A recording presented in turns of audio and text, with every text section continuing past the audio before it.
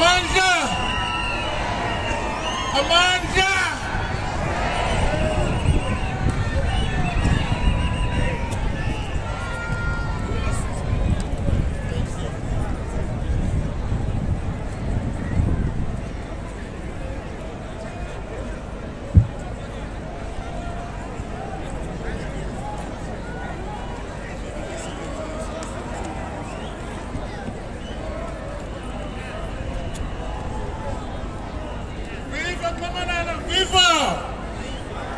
Viva Nxamalala, viva! Long live Nxamalala, long live! Gwaza Mkhonto Gwaza! Gwaza Mkhonto Gwaza!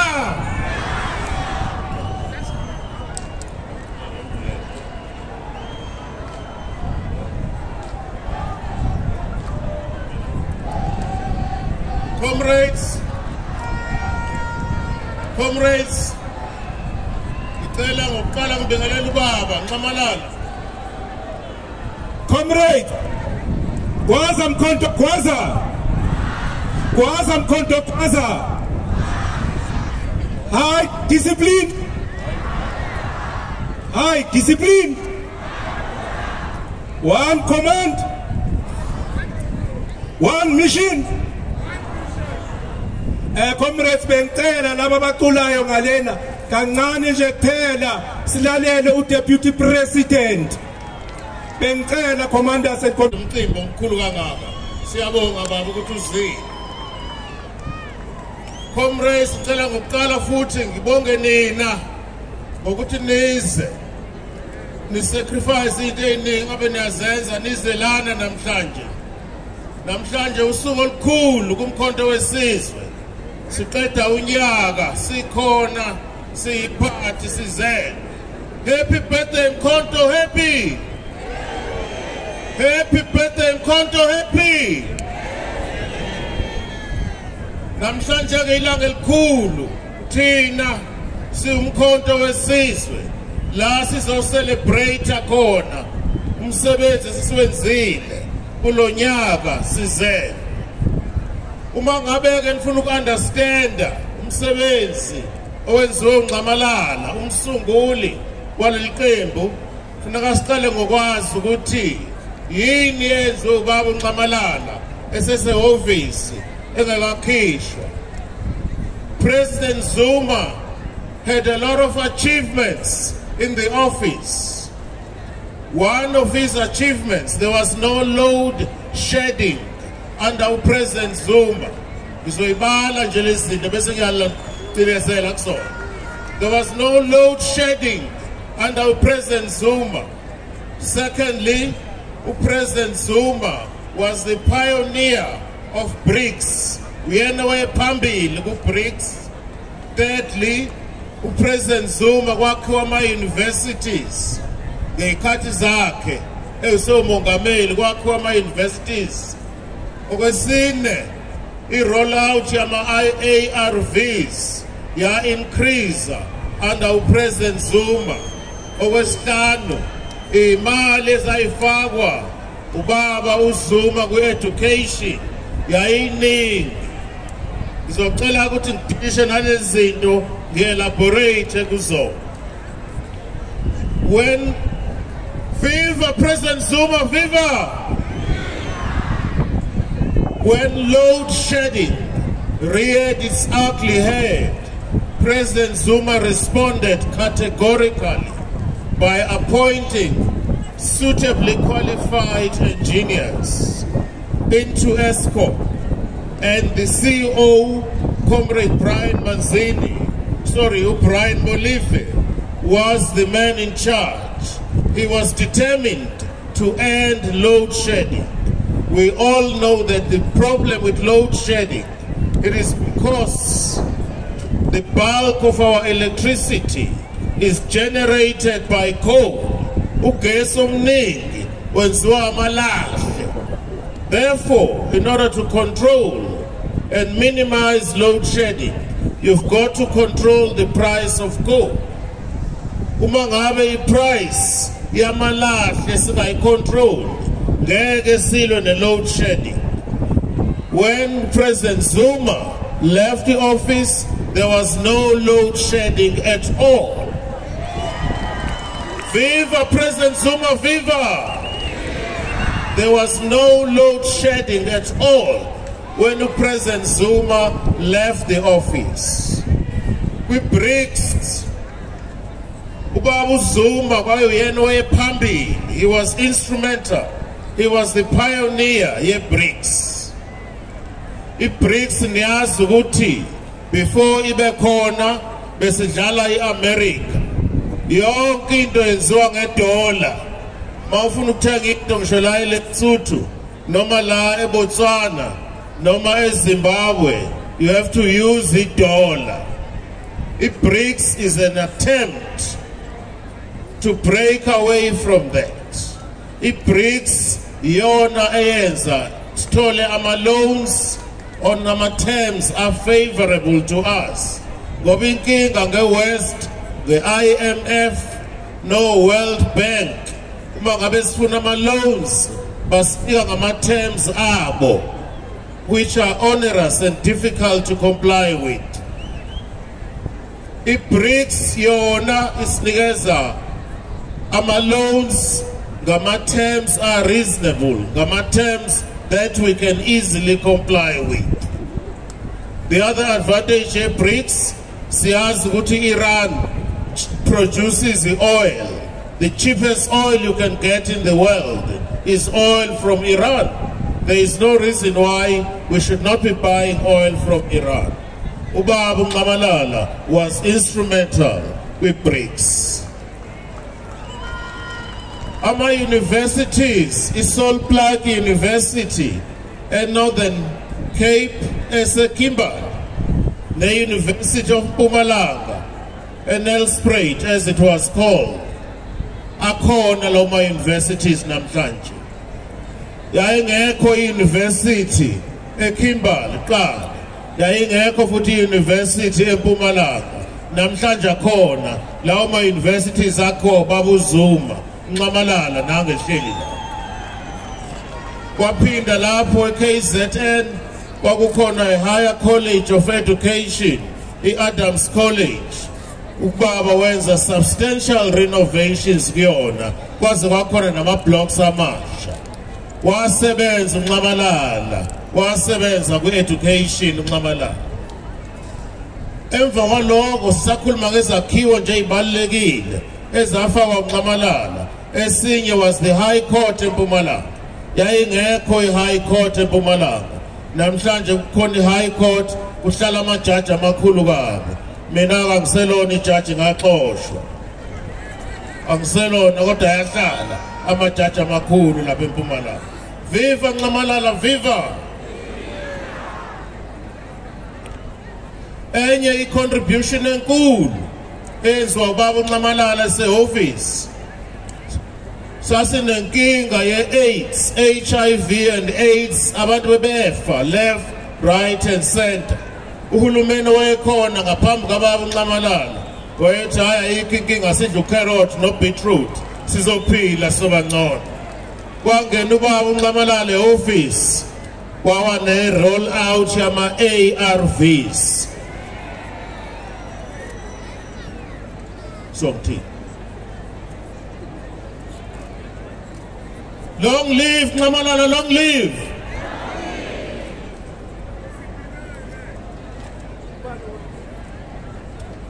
Comrades kancane abantu ngale emuva abezwa.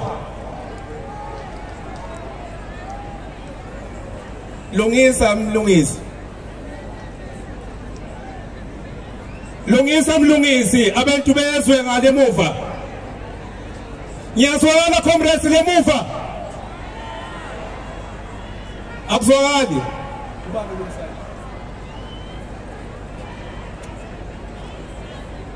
Lungisa ulungisayo, sound.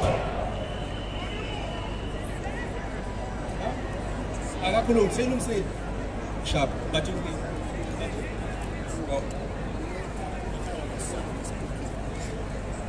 Viva comrades, viva!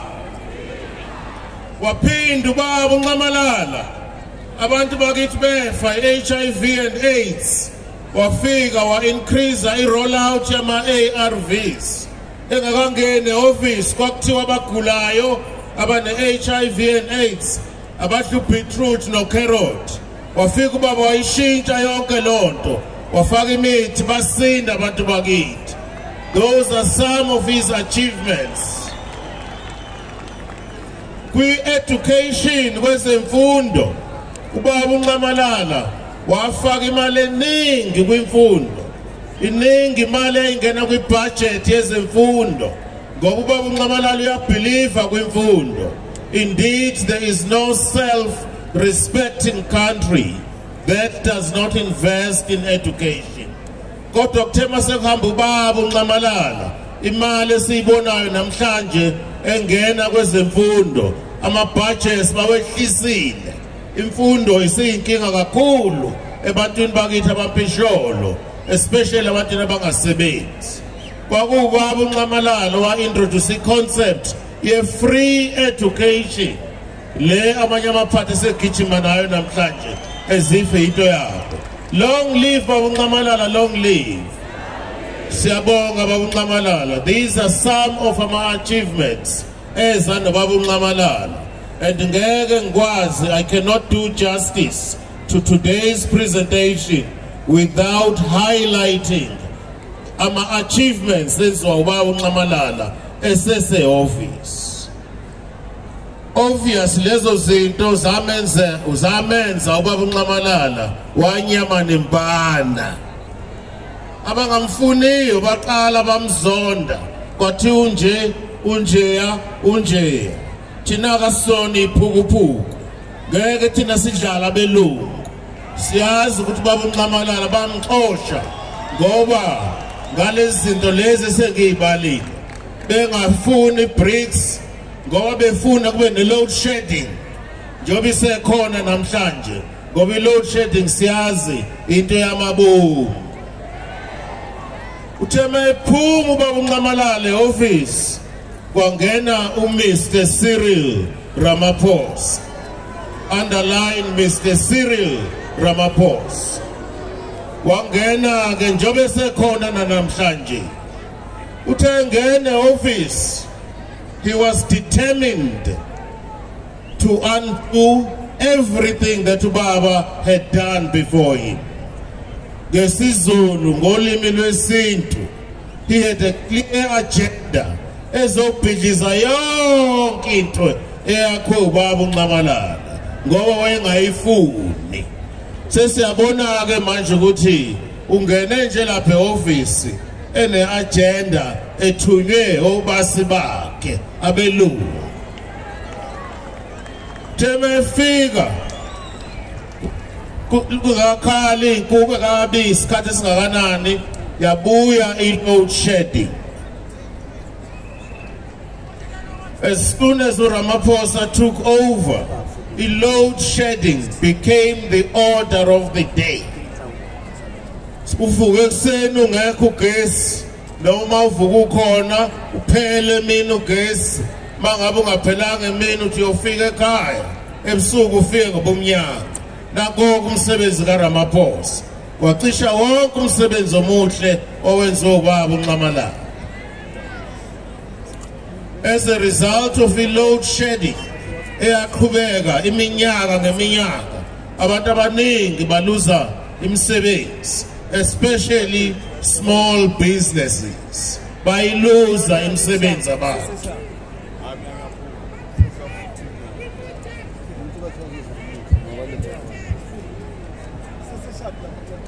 Under the leadership of Mr. Ramaphosa, the level of poverty, particularly among black people, has increased. Unemployment is very high, sitting at just over 32%. Youth unemployment is in excess of 60% today, something unheard of. Ngesikhathi sikaBaba uNcamalala. Abantu abancane bethu, ingane zethu eziningi are unemployed and some are unemployable because abazali abanamali eyanele yokubasa esikoleni. izinto ezazingekho lezi ngesikhathi sikaNxamalala. Uthe mayebona kuba uNxamalala ukuthi hayi izwe lishintshile manje liyonakala le ANC kaRamaphosa akuseyona le owayijoyina baba ngo-1959 ngangizalwa mina ngaleso sikhathi. Wabona ishintshile i-ANC yanamhlanje le ephethwe uRamaphosa akuseyona lesiyaziyo. Waqala kubaba uNxamalala wenza izinto zakhe. Ngikhumbula ngimbona ngo-2022 sikhuluma naye wathi kumina ubaba uNxamalala kunebhodwe encane aliphekayo kodwa lelo bhodwe selizovuthwa. Kwakusho yena ubaba uNxamalala wathi lelo bhodwe aliphekayo selizovuthwa. Kwathi kungedalanga wajoyina iSANCO ubaba uNxamalala ngamabomu enzela ukuthi bangamboni ukuthi wenzani yena ngoba uqondongqondo wayazi into ayenzayo. Wajoyina iSANCO emva kwaloko kuthe kungekudala ngoSeptember 2023 kulonyaka uphelile Umkhonto weSizwe Party was officially registered as a political party. Kwaza Mkhonto kwaza! Viva Mkhonto weSizwe viva! Kwaza Mkhonto weSizwe kwaza! Umkhonto weSizwe lokugwazayo ke namhlanje waregisterishwa as a political party ngoSeptember 2023. Wathuleka emva kwaloko wathula ubaba uNxamalala bathule nabantu abangasifuni. Kwazothi mhla ka-16 kuDisemba 2023 Umkhonto weSizwe, which was already registered as a party, was formally launched eOrlando. Kwagcwele ihlabathi abantu bengathi ihlabathi zolwandle. Wathi ubaba uMsholozi mayelontsha Umkhonto weSizwe, is either we fight or we surrender. Siyalwa sibeka phambili noma singena phansi kweziketi zomama bethu siyasaba singamagwala. Thina ke esilidwa ubaba esiholwa ubaba uMsholozi asiwona amagwala. Omama bethu kudala basishiya ngeke sibuyele eziketini zabo siyocasha khona. Sawasifundisa kwa uMsholozi ukuthi we must fight. Indeed siyalwa. Commanders, we must fight.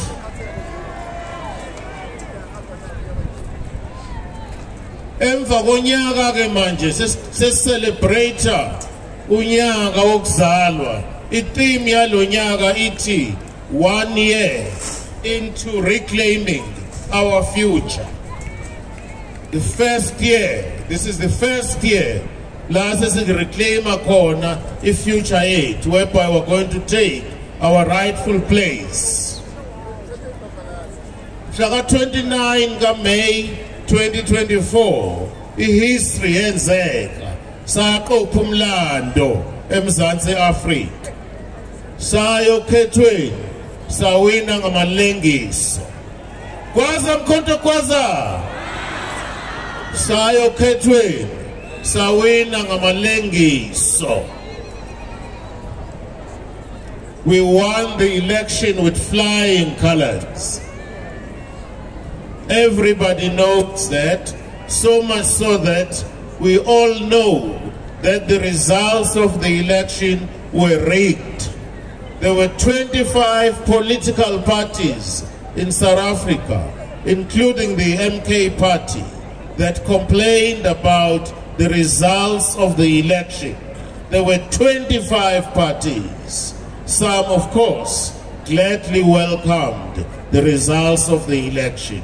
Thina ke 30 siMkhonto weSizwe asizona ithutha siyabona ukudlalwe ngathi siyabona amavote ethu bawantshontshile.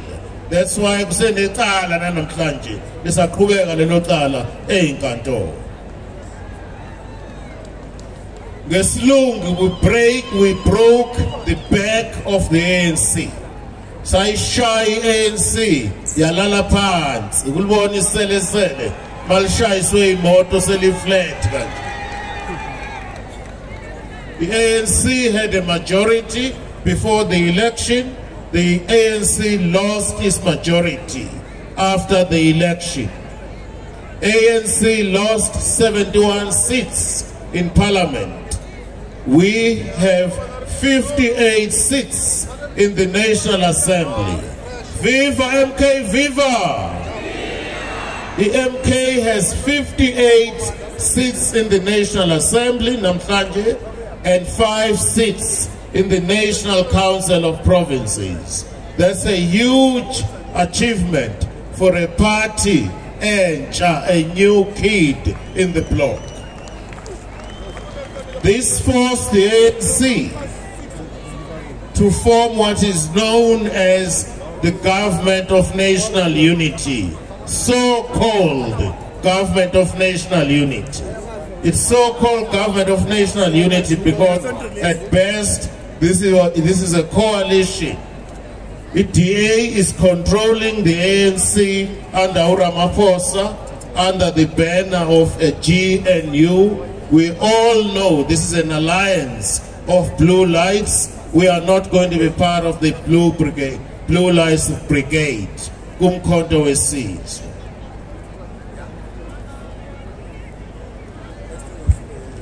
Kuningi ma-Afrika, kuningi maqabane okwenziwe umkhonto wesizwe since we got into power.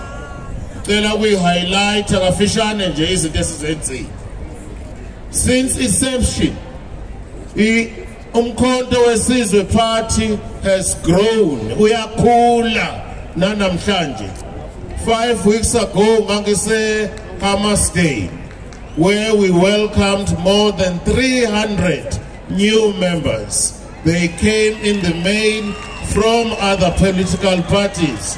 Babefika impela nezikipa zabo, sabafaka zethu izikipa, sabakhipha nezinto zabo beyigqoka, ababe begqoka ama-overall, abegqoka izikipa yonke imbala le. Bayikhumula yonke lonto babahle bafana nathi kanje. As late as 2 days ago, Lena Elento Etabazimbi, we welcomed more than 150 new members. Ebeyibalega kwelinye iqembu elisiyalazi ke lonke lelo qembu liyafa liyahlakazeka ngisalibona beza kuthina ngoba i-message zethu nomsebenzi wethu uyazwakala. Okwesithathu, enye njalo yama-achievements yomkhonto wesizwe. Umkhonto wesizwe, I stand here, is an official opposition in parliament. Thina esiphethe lapha si-official opposition. Njengoba si-official opposition kwi-national parliament, ithina esilapha ensure that kukhona accountability. That is the role of the official opposition. We also want to participate meaningfully and effectively in the affairs of this country, in the formulation of the laws and policies of this country. Okwesine, kuma-provinces nakhona sikhona. eNatal KwaZulu si-official opposition. NaseMpumalanga si-official opposition siwumkhonto wesizwe. Amandla! Viva Mkhonto, viva!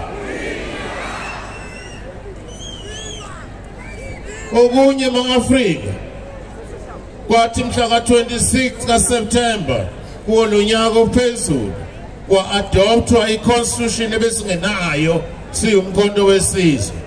Ninake genge encane nijwayele uTikTok niyenibone sithukwa yilama politicians angekho eNational Assembly agcwele kuTikTok athi sisitokofela asinayo ngisho i-constitution. Akekho namhlanje umuntu ongathi umkhonto wesizwe isitokofela. Sine constitution like all other political parties and we are proud of our constitution. Viva Mkhonto wesizwe, viva!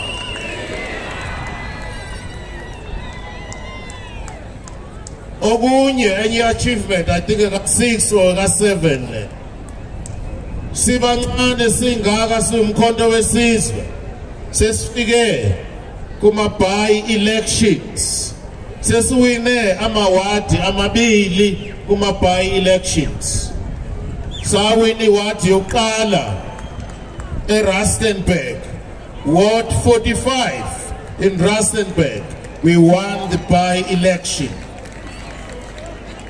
saphinda sabashaya phansi sabathela phansi ngenduku kwaZulu eSouth Coast kuWard 14 saphinda sawina sibasha sinje sifika sinje sesingene kuma-by-elections sawashaya phansi amaqembu okudala ekhona amanye asiqede neminyaka eyishumi ekhona sathola amaward amabili Ward 45 eLento eRustenburg no Ward 14 eSouth Coast. Viva Mkhonto, viva! Skokhele Nxamalala, skokhele! Njengamanje kunenye i-by-election eThabazimbi siyakhona kusasa siyanyuka siyakhona Maqabane nakhona sinethemba ngoba abantu ababephethe lapha bahlomekile sinethemba ukuthi sizoyithola le award kune-election khona ngoLwesibili nangoLwesithathu next week siyakhona.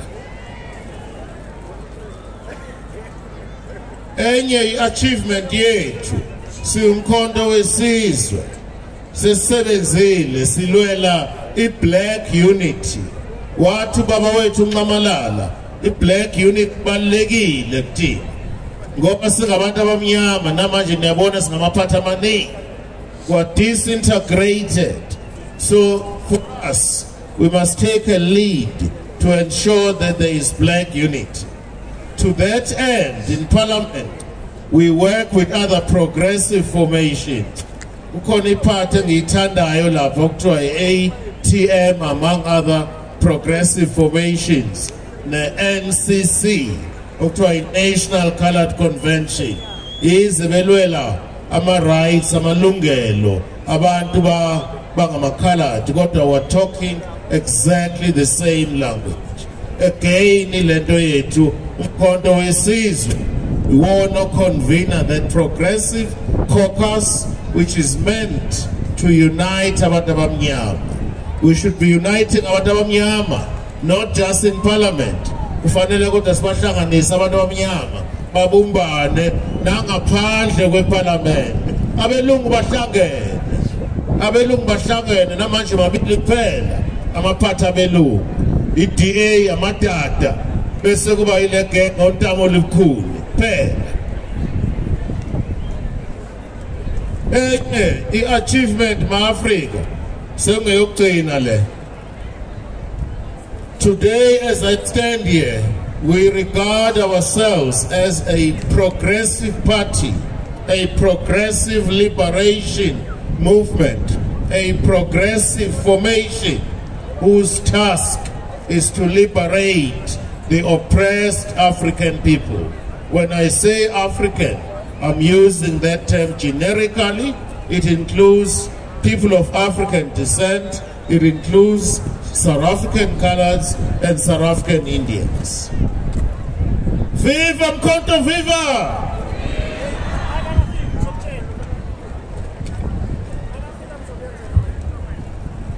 Ma-Afrika senzoqeda ukukhuluma ngidedela ubaba. eMoses Mabhida Stadium mhla ka-15 kule nyanga lesikuyona. Kusele nje insuku eziyishumi-4 before siye khona. These are some of the things that we want to celebrate. These are some of the achievements that umkhonto wesizwe wants to celebrate. As far as we are concerned, as the leadership of umkhonto wesizwe, and I'm sure you would agree with me, we have done very well in a very short space of time against all the odds. Asishayela izandla Viva Mkhonto weSizwe, viva! Viva Mkhonto weSizwe, viva! Njengamanje sisicela nonke ngothilweni ukuthi i-celebration le ezowasema bida mhla ka-15 ni-support ngayo yonke indlela. Abanamasente, abaneyimali, badoni ba-contribute nanokuthi siye khona ngoba phela into yethu ma-Afrika siye khona.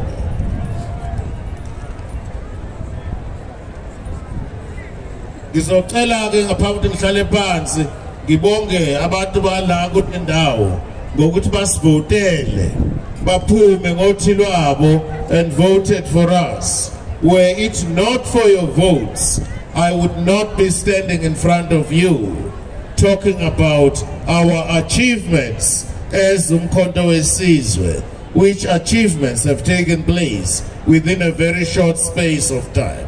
I would not be here standing in front of you. We as Umkhonto weSizwe have a role to play. It is to free fellow black people from this human bondage of oppression.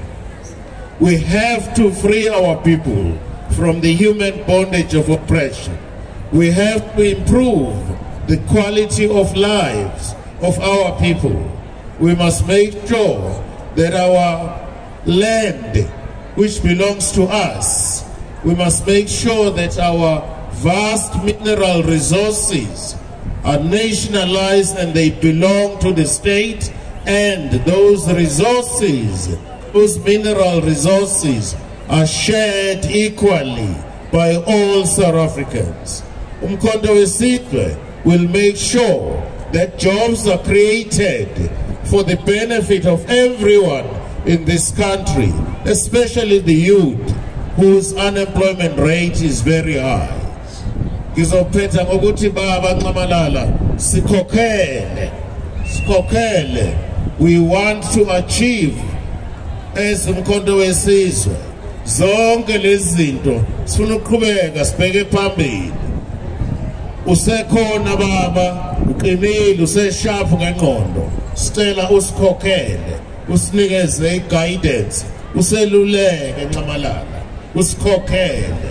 Siyabonga Nxamalala wethu ukusinika isikhathi sakho nokusinika ingqondo yakho ejulile kangaka nokusikhokhela sibe Umkhonto weSizwe. Abangakufuniyo baba isola namhlanje babengazi ukuthi bazothi bengakufuni nje ube inyama nembana, thina esikuthatha seriously sikulalele. Siyabonga baba. Viva Nxamalala, viva! Viva Umkhonto weSizwe, viva! Long live Nxamalala, long live! Phansi ngobhejane! Phansi ngobhejane! Comrade Chair, thank you very much. Amandla!